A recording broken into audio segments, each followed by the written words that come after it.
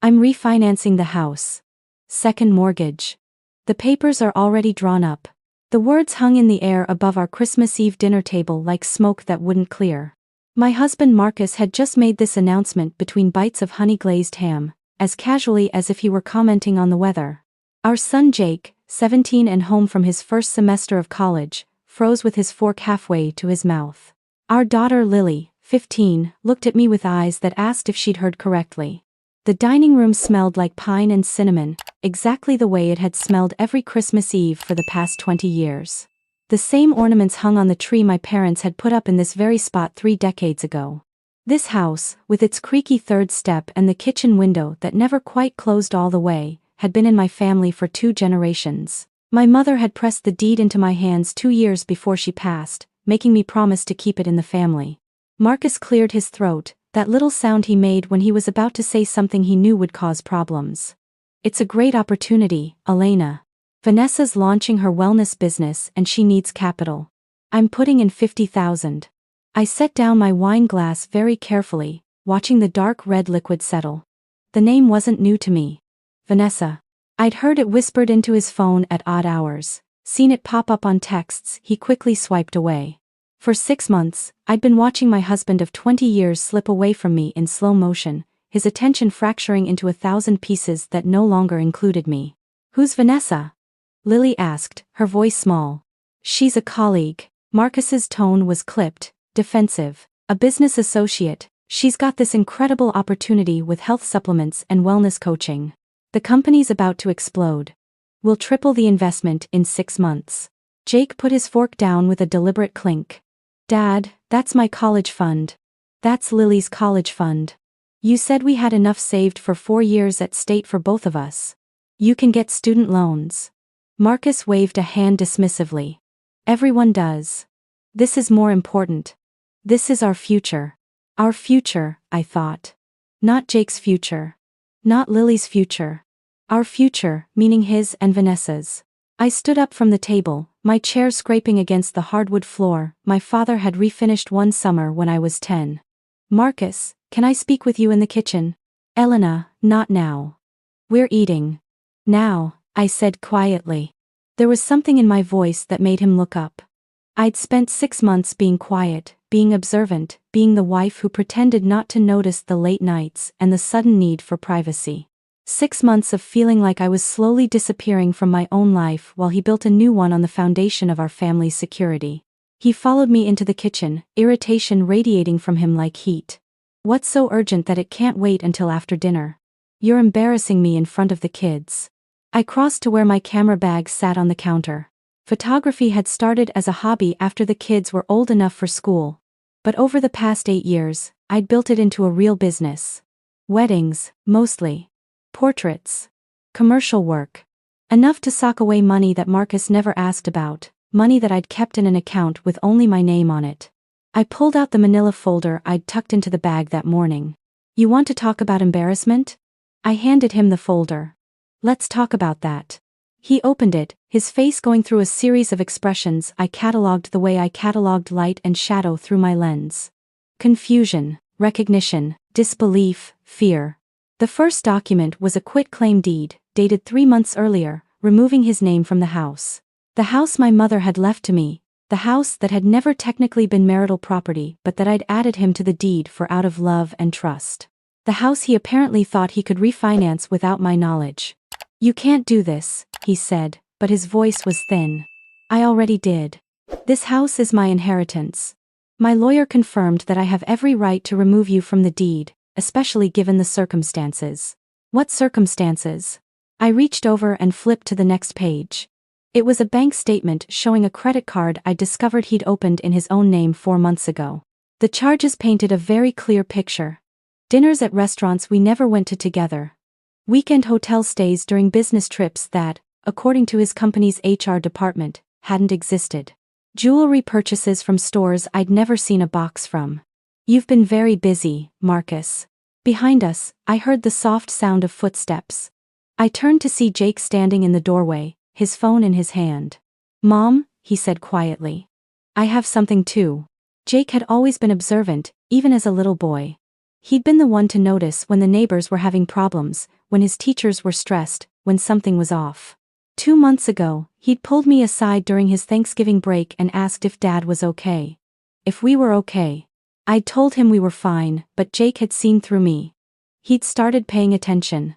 Now he held out his phone, and I saw a series of screenshots. Text messages between Marcus and Vanessa. I'm tired of sneaking around. When are you leaving her? We could have such a good life together. Once I get this business launched with your investment, we'll have everything we need. Marcus's response, soon, I promise. The house is the last piece. Once I tap the equity, we're free. There were more. So many more. Months of messages detailing a relationship that had progressed far beyond business associate. Messages where Marcus complained about me, called me boring, said I'd let myself go. Messages where he promised Vanessa that I wouldn't fight the divorce, that I'd probably be relieved to be rid of him. Jake's hands were shaking. I found these 2 months ago. I've been backing them up, documenting everything. Just in case. My 17-year-old son had been protecting me while I pretended not to need protecting. Marcus's face had gone pale, then red, then pale again. He grabbed for Jake's phone, but Jake stepped back smoothly. It's already uploaded to the cloud, Dad. Deleting it from my phone won't help. I turned back to the folder, flipping past the credit card statements and the text message printouts to the next document. It was our prenuptial agreement, something we'd signed 20 years ago at my mother's insistence. I'd nearly forgotten about it, tucked away in our safe deposit box. But when I'd consulted with my attorney 3 months ago, she'd pulled it out and shown me the clause I'd never thought I'd need to use. In the event of adultery, the offending party forfeits all claim to marital assets acquired during the marriage. Marcus had signed it without really reading it, eager to prove to my skeptical mother that he loved me for me, not for my family's modest wealth. You're not refinancing this house, I said. You're not taking anything from our children's future. And according to this, you're not taking anything from our marriage either. Elena, please. His voice cracked. It's not what it looks like. It's exactly what it looks like. I closed the folder. I've spoken with an attorney. The papers will be filed after Christmas. I'm giving you until New Year's to find somewhere else to stay. Out of respect for the holidays and the kids, we'll get through the next week as civilly as possible. But after that, you need to leave. You can't kick me out of my own house. It's not your house. It never was. My parents left it to me, and I removed you from the deed the same day I found the credit card statements. The same day I realized that the man I married had been replaced by someone I didn't recognize. From the doorway, Lily appeared beside her brother. She was crying, silent tears running down her cheeks.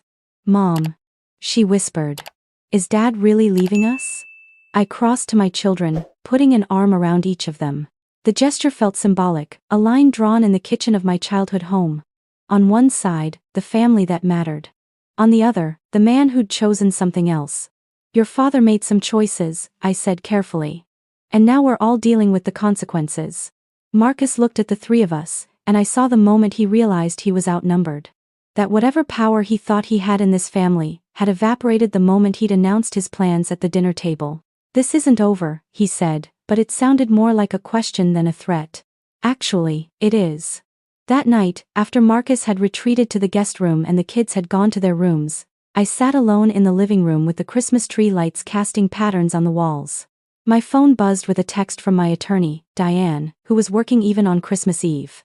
She'd reviewed the screenshots Jake had sent her and confirmed what I already knew. Marcus's own words had sealed his fate in any divorce proceeding. But beneath the satisfaction of finally taking action, beneath the relief of no longer pretending everything was fine, there was grief. 20 years. 2 children. A life built together, now dismantled by choices I hadn't made and betrayals I hadn't seen coming until they were already in motion. My phone buzzed again, but this time it was a number I didn't recognize. I almost didn't answer, but something made me pick up. Elena? The voice was female, youngish, uncertain.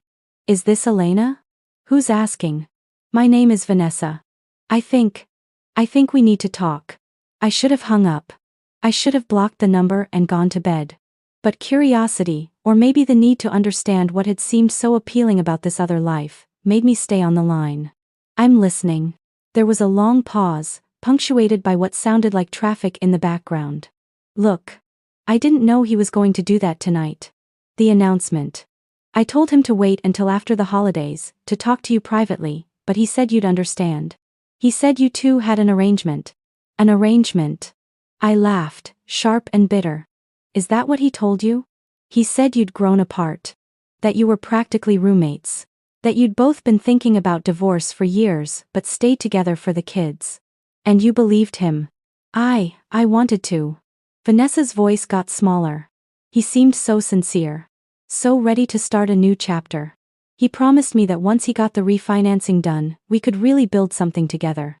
My business, our future, everything. Your business. The wellness company. It's not, look, it's a legitimate opportunity. I've been with the company for 6 months. There's real potential there. It's a pyramid scheme, I said flatly. I looked it up the first time Marcus mentioned investing. They've been sued in 3 states for predatory practices. The only people making money are the ones at the very top, and you're not at the top, Vanessa. Silence on the other end. How much have you already invested? I asked. 10,000. My savings. She sounded close to tears now. But Marcus said his 50 would let me move up to the next tier. That we'd both be diamond level within a year. Diamond level doesn't exist. It's a carrot they dangle to keep you buying inventory you can't sell. I'd done the research, spent hours down internet rabbit holes reading testimonials from people who'd lost everything to companies just like this one. Check the FTC website. Check Reddit. It's all there. Why are you telling me this? Vanessa asked. I'm the other woman. You should hate me. I probably should. But I think my husband has been lying to both of us. The difference is, I have 20 years invested and 2 children who depend on me. What do you have? She didn't answer right away. When she did, her voice was different. Quieter. I have a lease I can barely afford and a garage full of supplements I can't sell. And I have a man who promised me everything but who apparently forgot to mention he was still very much married. He's not refinancing the house, I said. The house is in my name only, and I've already filed the paperwork to ensure it stays that way. Whatever he promised you, it's built on sand. I heard a sound that might have been a sob or a laugh. He told me you were controlling. That you'd isolated him from his friends, from opportunities. That you were holding him back. I run a photography business, I have dinner with my friends once a month, and I've supported every career move he's made for 20 years. If he felt held back, it was by his own choices, not mine. Another long pause. I'm sorry. For my part in this. I really thought. Vanessa's voice trailed off. I thought he loved me. Maybe he does. In whatever way he's capable of loving someone. But love doesn't erase responsibility. It doesn't make it okay to gamble your family's security on a business scheme and a woman you've known for less than a year. We ended the call shortly after that. I never heard from Vanessa again, but I did see her name come up on Marcus's phone over the next few days. From the snippets I caught, she was pulling away, asking questions he couldn't answer, seeing through the picture he'd painted. By New Year's Eve, her calls had stopped altogether.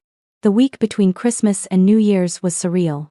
We moved through the house like ghosts, Marcus in the guest room, the kids orbiting between their rooms and wherever I was, as if they were afraid to let me out of sight. I worked, editing photos from a wedding I'd shot in November. The images of a couple so happy and so sure of their future that it felt like looking at artifacts from another world. Lily came to sit with me while I worked, curled up in the armchair in my office with a book she wasn't really reading. Mom, she said on the 3rd day. Did you ever think about just forgiving him? Trying to work it out? I saved the photo I was editing before I answered. I thought about it. I've been thinking about it for months, actually. Every time I found something that didn't add up, every time he came home late with an excuse that felt rehearsed, I thought about confronting him, about suggesting counseling, about trying to fix whatever had broken between us. So why didn't you? Because I realized that I was the only one who wanted to fix it. Your father had already made his choice. He was just waiting for the right moment to tell me about it. I turned to look at her. When someone shows you who they are, believe them. Is that why you got all the paperwork ready? Because you knew? I got the paperwork ready because I wanted to protect us. Our home. Your futures. I couldn't control what your father chose to do, but I could control how prepared I was when he did it. That's kind of badass, Mom. I smiled despite everything. I learned from the best. Your grandmother was the most quietly powerful woman I've ever known. She taught me that there's strength in stillness, in observing, in waiting for the right moment to act. Jake appeared in the doorway, his laptop under his arm. Can I show you something? He settled onto the floor, opening his computer to reveal a spreadsheet that would have made any forensic accountant proud. He'd been tracking Marcus's spending for 3 months, cross-referencing credit card statements with calendar entries, mapping out a timeline of the affair that was both heartbreaking and damning. I sent this to Diane, Jake said. She said it's, what was the word? Discoverable evidence. It means Dad can't claim this was just a recent thing or that he wasn't planning to leave. Where did you learn to do this? I asked, looking at the meticulous work. YouTube, mostly. And I might have asked my computer science professor for some tips. She was weirdly enthusiastic about helping once I explained it was for a family legal situation. My son had weaponized his education to protect his mother. The irony wasn't lost on me. The divorce papers were filed on January 2nd. Diane had warned me that Marcus might fight it. Might try to claim the house was marital property despite the inheritance. Might argue that the prenup was signed under duress. But when his own attorney reviewed the evidence, the texts, the credit card statements, Jake's timeline, Vanessa's willingness to testify about his promises and plans, the fight went out of him. We settled in mediation. Marcus got his personal belongings, his car, and a small portion of the retirement account that had been funded during our marriage. Everything else stayed with me and the kids. The house, the college funds, my business, the savings I'd built from my photography work. He walked away with less than he planned to invest in Vanessa's pyramid scheme. Vanessa herself disappeared from his life as completely as she'd entered it. I learned later, through a mutual acquaintance, that she'd moved back to her home state, done with both Marcus and the wellness company that had promised her wealth and delivered only debt. Marcus found an apartment on the other side of town, a small one-bedroom that was a far cry from the house he'd taken for granted. He called occasionally to speak with the kids, awkward conversations that grew shorter each time. Lily was cordial but distant. Jake was colder, the evidence he'd gathered creating a barrier that wouldn't easily dissolve. In March, I shot my first wedding of the spring season. It was a small ceremony in a garden, the bride and groom surrounded by people who'd watched their relationship grow from first dates to this moment of commitment. As I captured the images, the joy and the tears and the promises being made, I felt something in my chest loosen. I wasn't that bride anymore, young and certain of forever. But I wasn't broken either. I was something else. Something harder and softer at the same time. Someone who'd learned that trust was a gift to be earned, that love without honesty was just a pleasant lie, and that sometimes the bravest thing you could do was protect yourself and the people who depended on you. That evening, as I was packing up my equipment, my phone buzzed with a text from an unknown number. I almost deleted it, thinking it might be spam, or, worse, Marcus from a new phone. But curiosity made me open it. Hi Elena. My name is Daniel. I'm the bride's brother. I hope this isn't too forward, but I wanted to say your work today was incredible. You have a real gift for capturing authentic moments. I stared at the message for a long moment. There was more. If you're ever interested in coffee and talking about photography, no pressure. I'd love to hear about your process. I do landscape work and I'm always trying to learn from other artists. It wasn't a date request. Not exactly. It was an opening, an acknowledgement, a possibility. I set the phone down without responding, but I didn't delete the message. Spring turned to summer. The kids came home from school, Jake from his first year of college with a new confidence and a girlfriend he was eager for me to meet. Lily from sophomore year with friends who seemed to constantly fill our house with laughter and music. The house felt alive again in a way it hadn't for years. In July, I responded to Daniel's text. We met for coffee at a cafe downtown, and he turned out to be funny and self-deprecating and genuinely passionate about photography. We talked for 3 hours about composition and light and the way a camera could capture a truth that the naked eye sometimes missed. He asked about my family, and I told him the abbreviated version. Divorced. 2 kids. It's complicated. Most things worth anything are, he said. We met for coffee again 2 weeks later. Then a month after that, we went to a photography exhibit together, wandering through galleries and debating the merits of different styles. It was easy and uncomplicated, and I never once felt like I needed to be anyone other than who I was. In September, Marcus called to tell me he was seeing someone. A woman from his office. Nothing serious yet, but he wanted the kids to know in case they met her. That's fine, I said, meaning it. The kids are old enough to make their own decisions about relationships. Elena, he said, and his voice had that quality it used to have years ago, when we were still on the same team. I'm sorry. For all of it. I was an idiot. Yes, you were. Do you ever think about what might have happened if I hadn't, if I'd made different choices? I think about it sometimes. But mostly I think about what did happen. And how I'm not angry about it anymore. You're not? I'm not. Being angry would mean still being invested in what we had. And I've moved on, Marcus. There was a long silence. I hope you're happy, Elena. I mean that. I'm getting there. The call ended, and I realized it was true. I was getting there. The house my parents had left me felt like mine again, filled with my children's lives and my own work and the possibility of futures I hadn't imagined 6 months ago. The third step still creaked. The kitchen window still wouldn't quite close. But these weren't problems to be fixed. They were the character of a home that had weathered storms and stood firm. In October, on what would have been my 21st wedding anniversary, I took the kids to the cemetery to visit my parents' graves. We brought flowers, the last of the season, and I told them stories about their grandmother's quiet strength, about how she'd built a life of dignity and purpose even when things were hard. She'd be proud of you, Mom, Jake said, his arm around my shoulders. She'd be proud of all of us, I corrected him. That night, Daniel came over for dinner. It was the first time he'd been to the house, and I was nervous in a way I hadn't been since I was a teenager. But the kids liked him immediately. He asked Jake about college and listened to Lily's passionate explanation of her science fair project, and when he helped me with the dishes afterward, he told me I'd raised remarkable humans. They're the best thing I've ever done, I said. Standing in my kitchen, my family around me, and the possibility of something new in front of me, I realized that Marcus had done me a favor. His betrayal had shattered the life I thought I had, but in the breaking, it had revealed all the things that were actually real. My children's loyalty. My own strength. The home that had been mine all along. The career I'd built.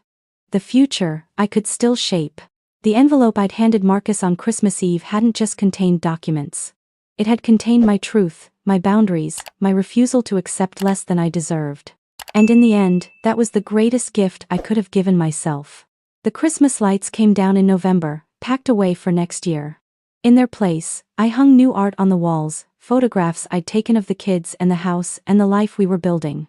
Each image was a choice, a moment captured and preserved, proof that even after everything, we were still here. Still standing. Still okay. And that was enough.